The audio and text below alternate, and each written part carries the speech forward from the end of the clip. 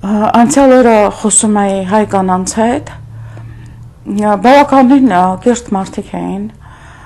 եւ ահա այս մեկինը բողոքում էր,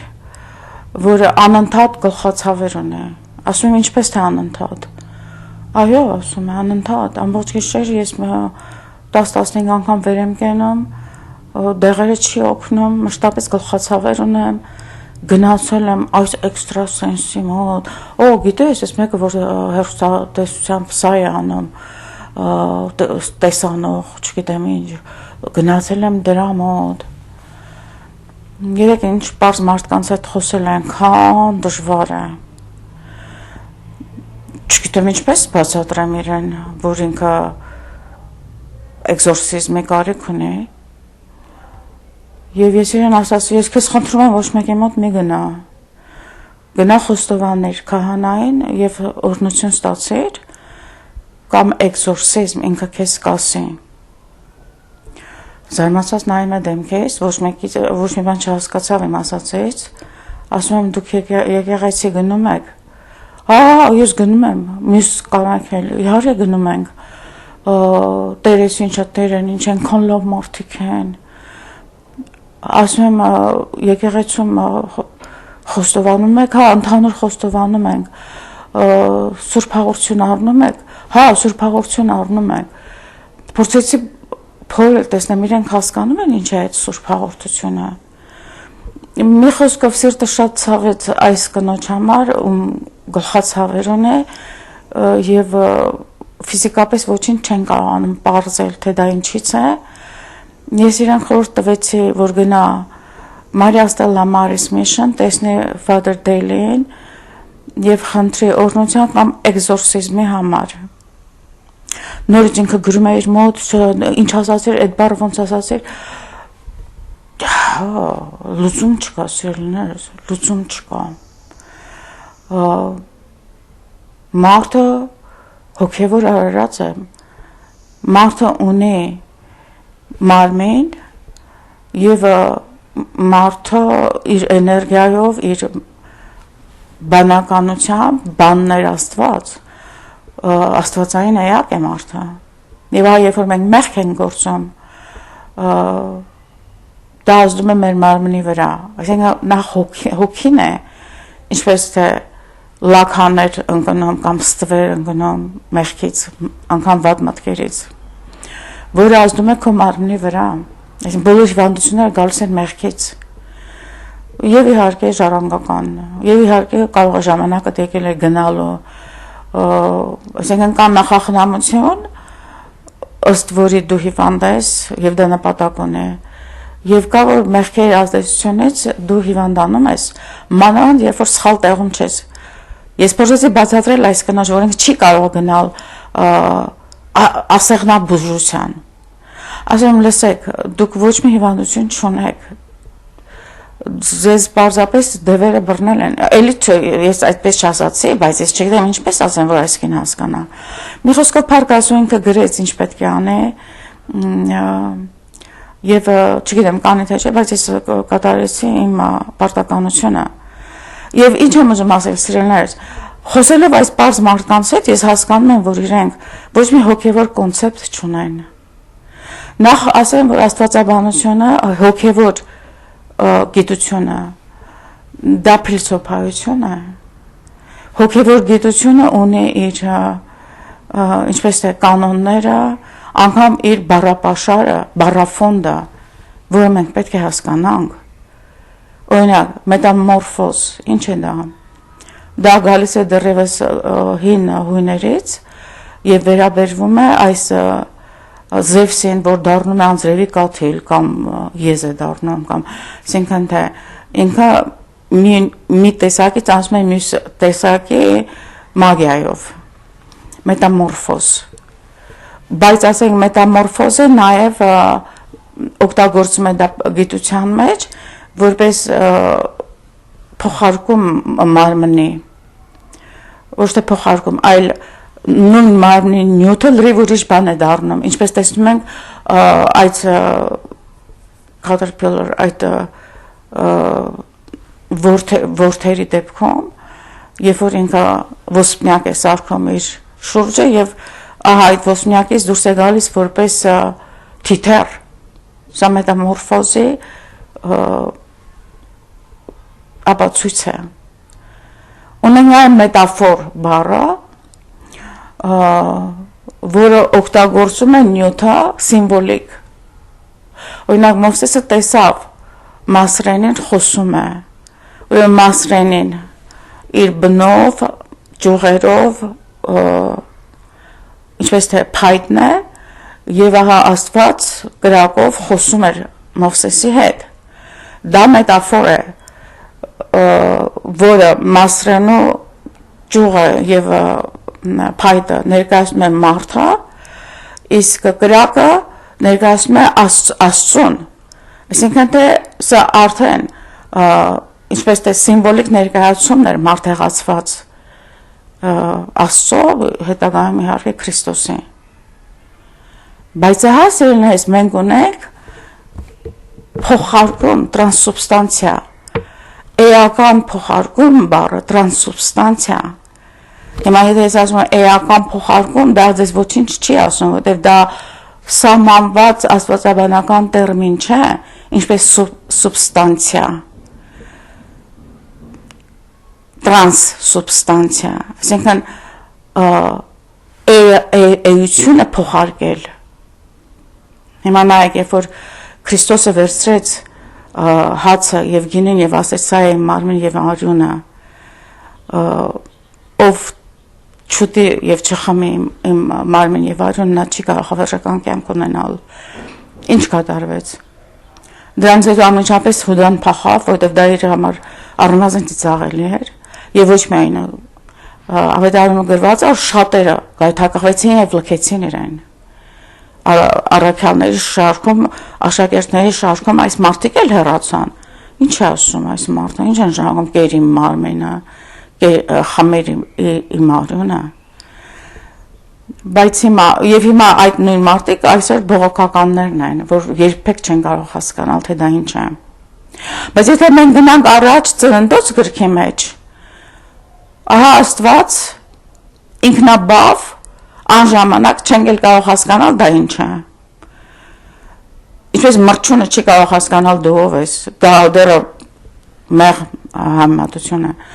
Եվ ահա ոչնչից ինքը ստեղծեց ամեն ինչը, տիեզերքը, բնությունը, եւ հետո մտածեց. արի ստեղծենք, այդպես միշտ դուքով է խոսում ինքը իր մասին, երրորդության սիմվոլն է, ակնարկն է դա։ Արի ստեղծենք մարդ, որ նշանակում է կավ,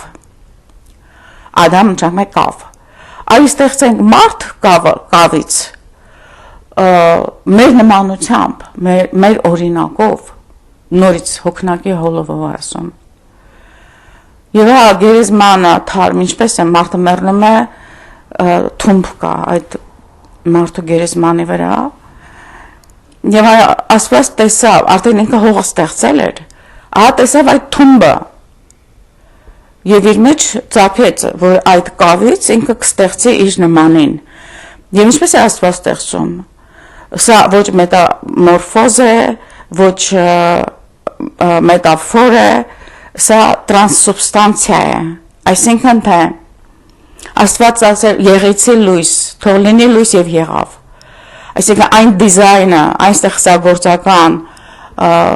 բարձ լեզվով ասած հանճարը, որը Աստված ուներ, անքննելի է մեզ համար, անսահման տիեզերք, մարմիններ, ի վերջո տեսանելի նյութականից այն կողմ կա երկինքը, նաև հետագայում արարչագործության սկզբից հետո պատահեց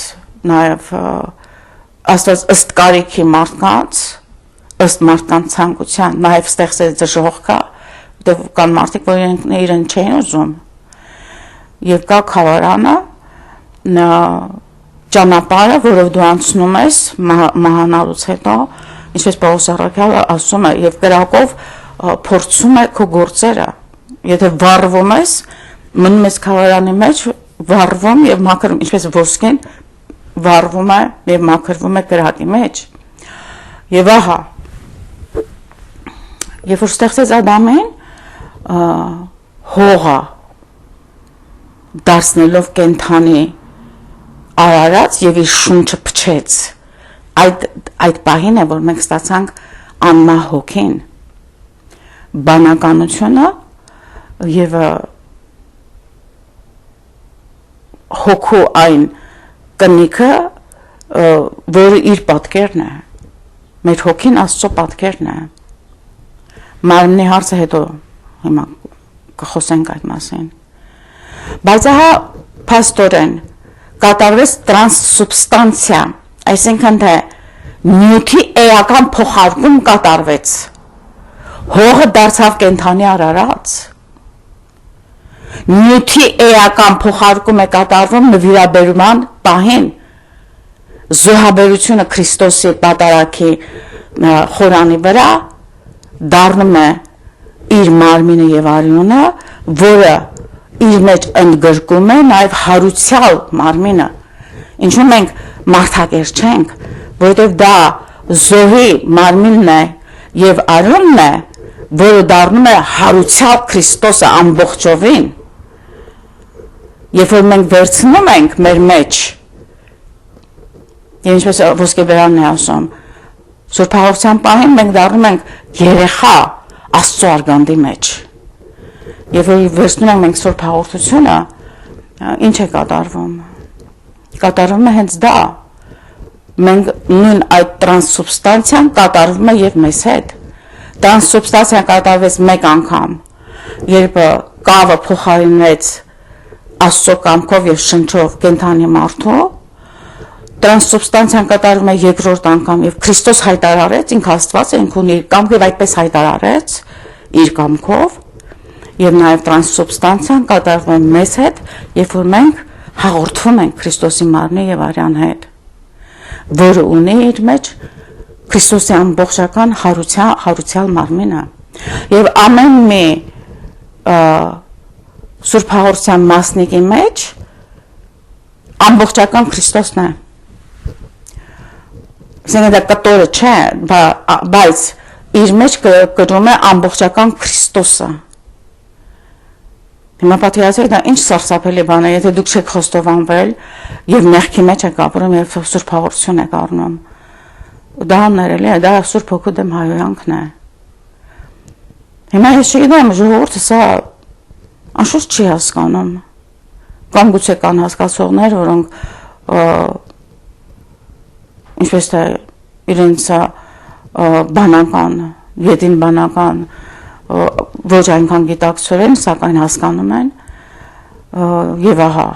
բայց եթե հասկանում են ինչպես կարող են եկեղեցի մարդը, գնացող մարդը նաև գնա այս պայծառատեսների մոտ, իբր թե ես ինչ անուններ են տալիս հիմա, մոգ չեն ասում, կախարդ չեն ասում, ողուկ չեն ասում, բայց դա այդպես է։ Հիմա սիրելիներս, մեզնից պահանջվում է հասկանալ սա, տրանսսուբստանցիան, բողոքականը սա չի հասկանում, բողոքականը ասում է, Քրիստոսը ասեց ես դուռն եմ, Քրիստոսը ասեց ես դուռն եմ, չասեց այն պարագան, ինչ որ ասում է Սուրբ Հաղորդության դեպքում առեք կերեք, սա մենք ենթարկում ենք ինչ որ Քրիստոս ասում է, գիտեք ինչ, այս մասին մենք շատ խոսում ենք նորադարձների մեջ, հիմնականում կաթոլիկ նորադարձների եւ հիմնականում բողոքականներ շատ կան, որ գալիս են SSPX, հիմա ես դարձի եկա 33 տարեկան եմ ես մկրտվել Եվ ա կարծում եմ ավետարանը եւ դա ասում է այս այն մարմինը, այս այն արյունը, ով չվերցնի այդ տրանսսուբստանցիան իր հետ չի պատահի եւ կմեռնի, այսինքն թե նա հոգին էլ կկորչի փաստորեն։ Արդյոք իմ մեջ հարցեր կար, դա ինչ է նշանակում, ինչպես որ բողոքականների մեջ կար։ Ցավոք սրտի ես ոչ թե ցավոք, բարեբախտաբար ես զերծ եմ եղել։ Ինչու՞, որովհետեւ երբ որ ես հասկացա եւ տեսա Քրիստոսը իմ սկիզբն է, ես իր մեջ եմ, ես կենթանի եմ միայն իր մեջ, ես հասկացա, որ ինքը Աստված է եւ ինքը ինչ որ ասում է, անվերապահորեն, առանց հարցականի, ես պետք է դա հավատամ դրան։ ինձ ասում են դու շնորհքի տակ ես, բայց ահա հատկապես բողոքականները շատ մտային են աշխարհականի եւ հոգեվորի միջեւ եւ չունեն այս հոգեվոր տեսողությունը, բայց ինչպես ես մեր քահանաներից մեկն է ասում, իրենց ժամանակին կհավատան, իրենց ժամանակին, բայց ինչպես տեսնում եք, նրանք ունեն կատեխիզմի դասեր, նրանք ունեն ինձ նման մարդիկ, որոնց հետ խոսում են այս մասին, բայց ես այս երկու կանանց հետ չկարողացա խոսել անգամ այդ մասին, որտեղ ես հասկացա, որ բացարձակապես իրենք անհաղորդ են լինելու իմ ասածներին։ Մարդը գնում է այս տեսանողի մոտ, այն կախարդի մոտ եւ դիվահարված է, մշտապես գլխացավեր ունի։ Եվ քահանան իրեն չի ասում, աղջիկ ջան, մի գնա այդ տեղերը։ Ընդհանուր խոստովանությունը ինչ է։ Ընդհանուր խոստովանությունը գուցե ձեր մահանջումները կմաքրի, բայց պահանջում է, որ դուք բերանով ասեք, բերանով բարձրաձայն ասեք, եւ ամեն անգամ, երբ որ բերանով քո մեղքը ասում ես, մեղքը ստվերի պես է սատանայական էությամբ։ Եվ հա, երբ որ դու բերանով ասում ես, այն դուրս է գալի քո միջից։ Եվ դա կանոն է, ապաշխարանքի կանոնն է, խոստովանությունը նաեւ։ Ես ինչ եմ ուզում ասել, այս հասարակ բաները, եթե մեր ժողովուրդը չի հասկանում, ինչպես է նա մնում հոգևոր, կամ ինչպես է նրանց փրկությունը կատարվում, ես դա չգիտեմ։ Կամ ինչպես ես, որ ոչինչ չգիտեի եւ անգամ գնում էի սկզբում բողոքական այս ժողովարաններ կային այն ժամանակ Հայաստանում, ես չգիտեի, Աստված ինչ էր ասել, կգնաս ուղղափառ եկեղեցի։ Գնում էին այնտեղ, խոսում էին, հետո սկսեցին շատ լսում եմ Աստվածամոր դեմ հայհոյանքներ, ես չգիտեի Աստվածամայր անգամ դոգմատիկ ձևակերպումը ինչ է Աստվածամոր, բայց ինքը մայր է, եւ ես ասում եմ, եթե դուք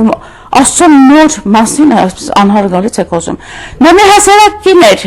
ավելի չասես իր մասին, այսպիսի բաներ, ես մի քանի անգամ գնալուց հետո հասկացա, որ շատ պիղծ մարդկանց հետ գործ ունեմ։ Ներողություն եմ խնդրում, կան բողոքականներ, որ նորից եմ ասում, ես շատ ընկերներ ունեմ, որոնք փնտրում են, ծնվել են բողոքական ընտանիքներում, մերժում են կաթոլիկ դոգմատիկ ուսմունքը, բայց ի վերջո հասկացան, որ Քրիստոս անձ է, հիշեք սա սերն շատ կարևոր է, ոչ է սիստեմ է, ինչ-որ մի վերացական Ալլահին օրը 5 անգամ աղոթիր, թեքվիր այս կողմ, չոքիր այսպես, եւ ահա դու օրհնություն ես ստանում, ոչ։ Դու բանական Աստծո հետ գործ ունես։ Քրիստոս անձ է, որին դու պետք է ճանաչես։ Քո բոլոր հարցերի պատասխանը,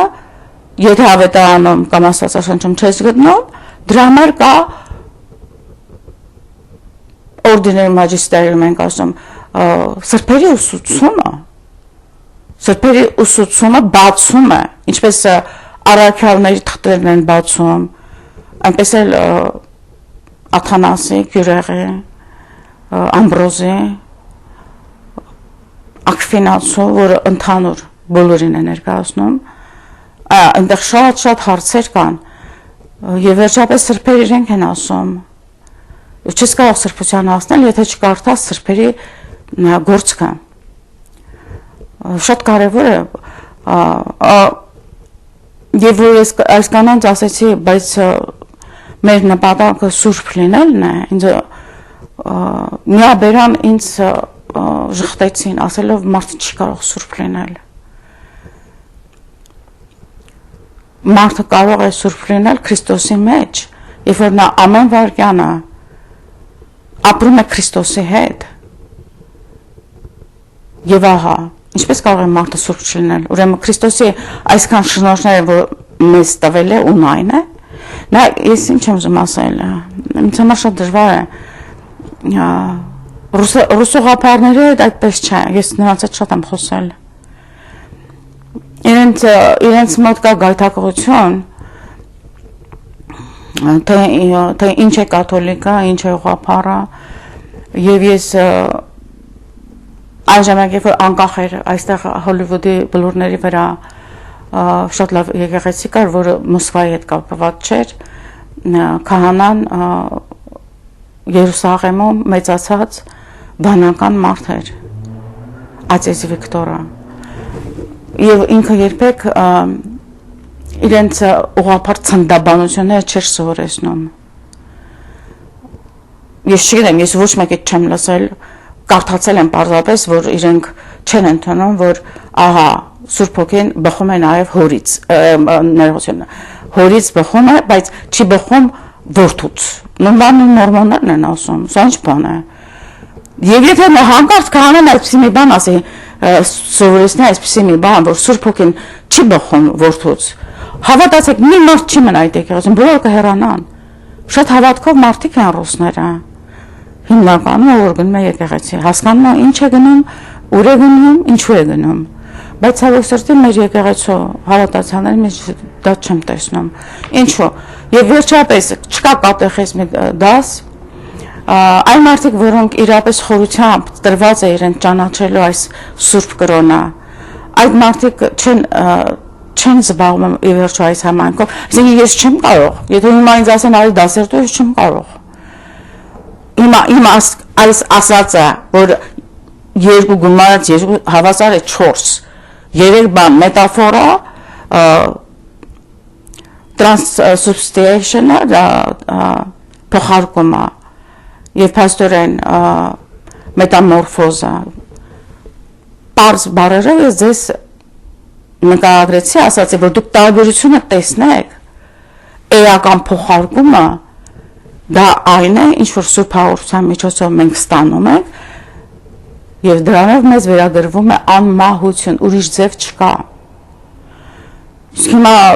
դուք ասեք, այնքան մարդիկ կան, որ չգիտեն եկեղեցին ինչ է, եւ հա դարձի եկան հիմնական մուսուլմանական երկրներում, Քրիստոս են տեսնում, բայց իրենք ինչպես են փրկվում, եթե իրենք չեն ստանում Սուրբ Հաղորդության այդ շնորհքը։ Ես ունեմ հարց, իսկ ով ասաց, որ չեն ստանում։ Մարդու մեռնելու process-ը տևում է 3 ժամ, երբ որ նա տեսնում է այն կողմը եւ այս կողմը, եւ տեզերքի դասավորությունը նաեւ ոչ միայն նյութական, հոգեվոր դասավորություն ունի, աստիճաններ, levels, բոլորը տեսնում են դա, եւ ինքը ունի մեզնից յուրաքանչյուր ունենք մենք մեր հրեշտակը, եւ ահա մեր հրեշտակը հիմնականում իրենց դեպքում բարագայում կանի այն գործը, ինչ որ իրենց չի տրվել անելու երկրի վրա։ Բայց ահա ես վերջին պահս եկել առաջին գործս պետք է լինի, որ վերցնեմ եւ զանգեմ Father Dale-ին, իմ խոստովանողը, եւ ասեմ ես ինձ թվում է, որ ես գնում եմ, խնդրում եկեք ինձ վերջին օծում արեք։ Ինչ է դա։ Ահա դա այն է, երբ որ հատուկ աղոթքներով քահանան բացում է ճանապարհը ուղիղ երկնքի։ Հնարավոր է, որ մեղքեր ունենաս, նորից գնաս խավարան մի քանի տարով, բայց հիմնականում 99%-ով վերջին օծում ստացող բոլոր հավատացյալները ի վերջո մտնում են երկինք միանգամից։ Այդքան կարևոր է։ 7 խորհուրդները եկեղեցու անչափ կարևոր է փրկության համար, սիրելիներս, եւ դուք պետք է սան բռնեք, ում հետ աշխատեք, եթե քահանաները չեն անում դե այդ հարցին ես չեմ կարող պատասխանել,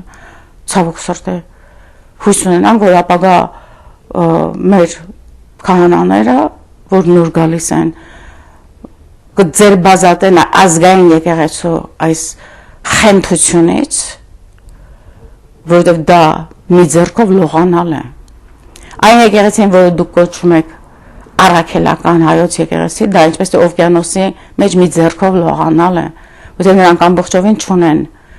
7 խորհուրդները։ Այս մասին պետք է ամեն մեկը մտածեք։